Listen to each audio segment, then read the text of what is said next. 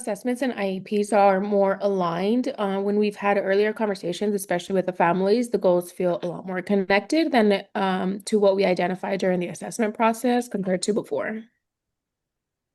As well, from my perspective, I feel like I understand the IEPs better when I'm part of these conversations earlier. I'm not just hearing discussions at the meeting. I understand how we got there, and it feels more connected to what I'm seeing in the classroom. Okay. So what I'm hearing is that early intentional communication has helped create more clarity and alignment, both in how the assessments are conducted, but also how the IEPs are developed and implemented. One area I do want to reflect on specifically today is how eligibility decisions connect to goal development.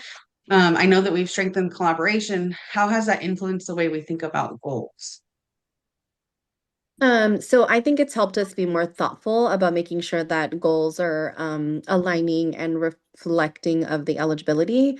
For example, if a student is eligible under autism, we're a lot more intentional about addressing the pragmatic language or the social skills rather than assuming that those areas are covered elsewhere.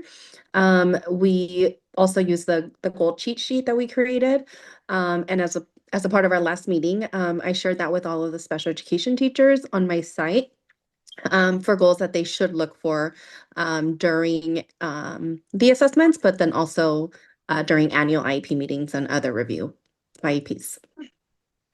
I also shared it with my team, and I feel that it's been helpful for students who are under other categories too, like other health impairment or emotional disability, even intellectual disability. It really helps us reflect on more of the whole child rather than just creating academic goals like we've always done in the past. It helps us to have those conversations earlier on about what are the students' needs in areas like social emotional or life skills or behaviors.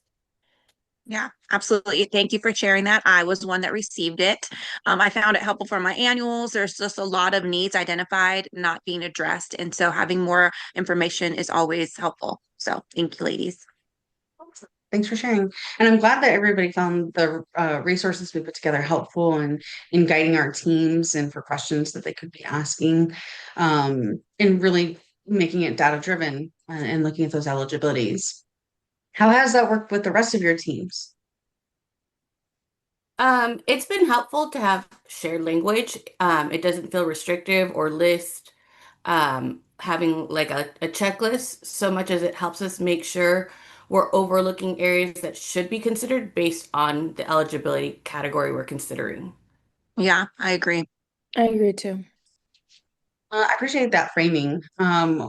That it's more like guidance rather than mandates. We want, being mindful that it is an individualized education plan, and that balance is important. So as we think about sustainability, what do you guys think it's is most important to maintain from here on out moving forward?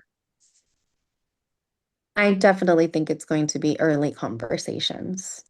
I Yeah. agree, but also I think shared expectations, knowing that it's not just one role responsible for identifying the area of need, but that we're doing all this work together as a team. It's been helpful for us to help establish like a stronger baseline for goals, and we're being more intentional at looking at a range of skills, not just the academics. And I think being more thorough in the interviews allows us to be more immediate in putting supports or interventions in place as well, especially for students who need it with regards to behavioral concerns. I also agree. I feel that it has improved at least my relationship with the team, and what I'm seeing is that the team seems to be a little tighter knit and more open with their conversations with each other. Yeah, our team too. We've shifted from being more reactive to being more proactive, and we're also building relationships with those families that we're serving. So I think that's important too. Mhm. Thank you. Also, what another thing that stands out to me is it really isn't creating more steps in the process. It's just about being more intentional with the steps we already have. So as a final couple thoughts, I just want to name that while today is our last formal implementation meeting, I'm really hopeful about the work that we've been doing and putting it beyond this group.